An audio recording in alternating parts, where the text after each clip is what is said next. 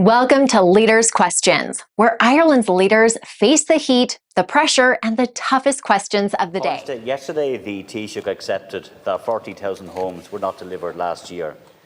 The truth is that we had the two most senior politicians in the government, the Taoiseach and you, Taoiseach, running around the country claiming that you would deliver 40,000 homes last year, a claim that you knew not to be true. At the same time, data from the ESRI and the Central Bank was clearly showing that you were on course for failure. But even worse, in October, in the lead into the general election, the CSO published the actual completion data for Q3, which made it clearer than ever that you didn't have a snowball chance in hell of delivering 40,000 homes last year. That report in October, Taoiseach, was damning, and there was nobody in industry, in housing policy, or across the opposition who believed that anything close to 40,000 homes would be delivered. But you and the Taoiseach chose to ignore and dismiss us in opposition, the CSO, the Central Bank and the ESRI, in a deliberate attempt to mislead the public in advance of a general election. And you did all of this because you wanted to create a narrative that your housing policies were working when clearly they were not. And what is your real record, Taoiseach? Runaway housing prices, sky-high rents, missing all of your social and affordable housing targets, and a homelessness crisis that should make you and all in government hang their heads in shame. Yet despite all of that, you decided to consciously, knowingly and deliberately use inaccurate numbers to mislead the public on what is your greatest failure in housing. And the problem, Ceann Comhairle, is that this tactic has been a hallmark of Fine Gael and Fianna Fáil in government. Simon Coveney misled on housing delivery. Owen Murphy misled on the number of people becoming homeless. Darragh O'Brien misled on the number of housing completions. More stroke politics of the highest order. Taoiseach, it is time to stop misleading the public and time to accept that your housing plan is clearly not working. We need a completely new approach to housing. And no doubt, as you have done in the past, you will dismiss Sinn Féin's detailed plan on housing to your cost and to the cost of people who desperately need housing and real change. But you can't so easily dismiss your own Housing Commission's report, which called for a radical reset of policy. It seems to me, Taoiseach, that all of the experts know what needs to be done, but it is you and your government who have your heads in the sand. The sorry fact of the matter is also that your threadbare programme for government does not even mention the Housing Commission or any of its recommendations. It seems you're oblivious to it. It doesn't matter.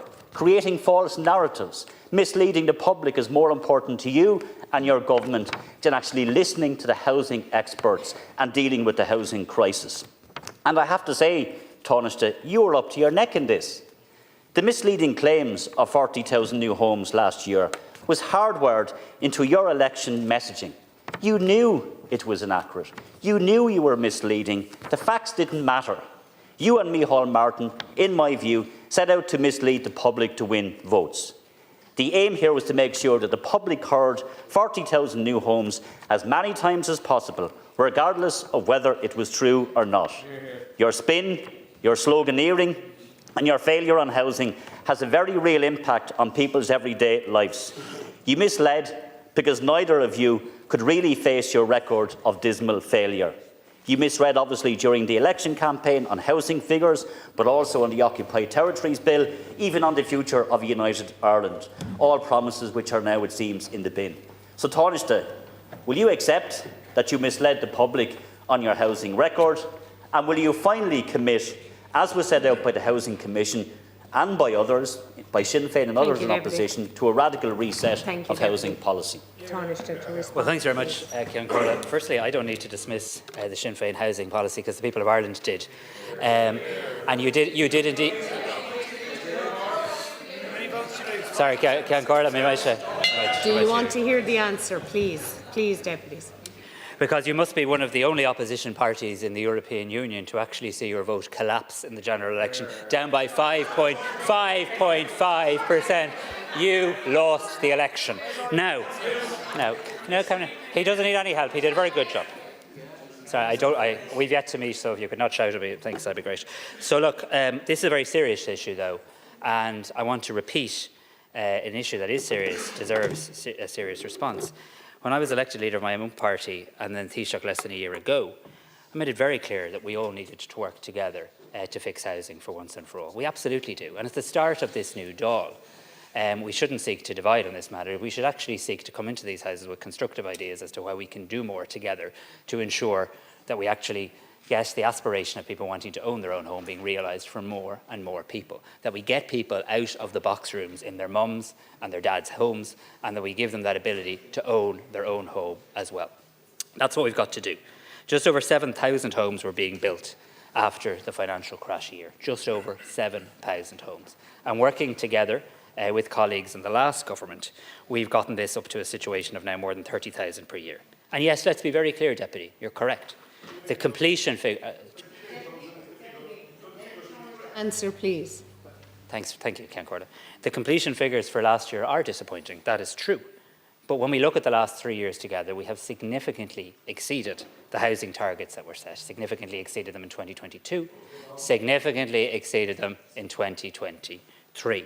And we do now have good momentum with over 60,000 commencement notices over the last year. And this will, of course, Count Corda, as night follows day, see that translate into increased completion figures in the time ahead. It does appear that there was some displacement in the market as a result of development levy waivers and water connections, where commencements went up at a higher rate than completions have so far.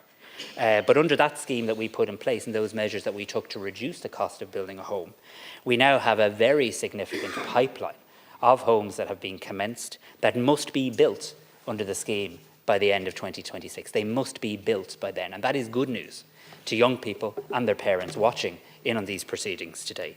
Now, of course, we have published a new programme for government. It commits to publishing a new, fully funded, radical and realistic housing plan to get more homes built. We're going to ramp up construction capacity to reach 300,000 new homes by 2030, and we're placing a special emphasis on supporting home ownership. And indeed, not all of the recent housing figures are bad. The Banking and Payments Federation confirmed last week that first-time buyer activity is now at a 16-year high, with over 500 individuals or couples buying their first home last year. These are real people in your constituency and in mine, Deputy.